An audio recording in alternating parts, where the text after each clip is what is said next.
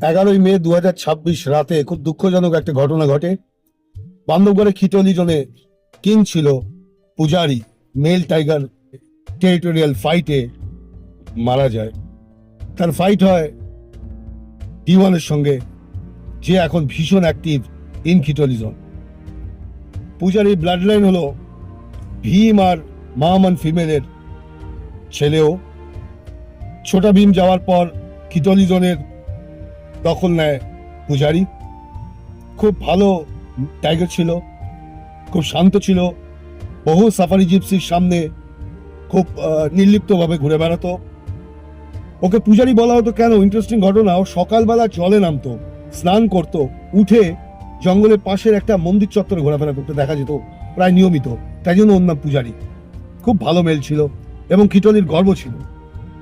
কিন্তু এই territorial fight, নেচারের নিয়ম, টেরিটরি দখল করতে D1-এর কাছে ওকে হার স্বীকার করতে হয়। মারাত্মক যুদ্ধ হয় রাত্রিবেলা, এবং সকালবেলা ফরেস্ট ডিপার্টমেন্ট লোকজন তার মৃতদেহ খুঁজে পায়। মনটা সত্যি সকলের ভীষণ খারাপ।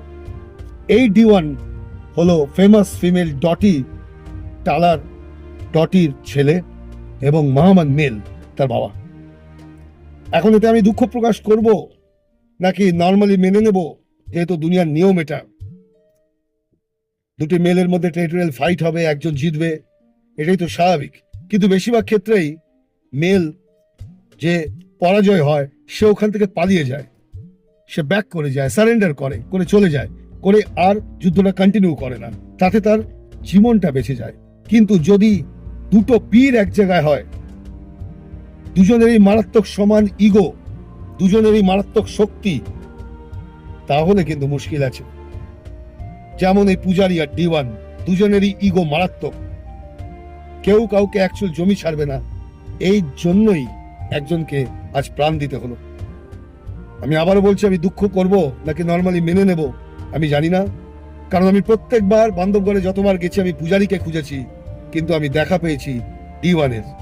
আমার চ্যানেলে D1-এর ছবি আছে আমার ভিডিওতে, এবং আই এম ভেরি ফর্চুনেট যে আমি আজ অব্দি আমার জীবনে যতগুলো টাইগার সাইটিং হচ্ছে, তার মধ্যে দুবার যে সাইটিং হয়েছে D1-এর, সেটাই সবচেয়ে ভালো।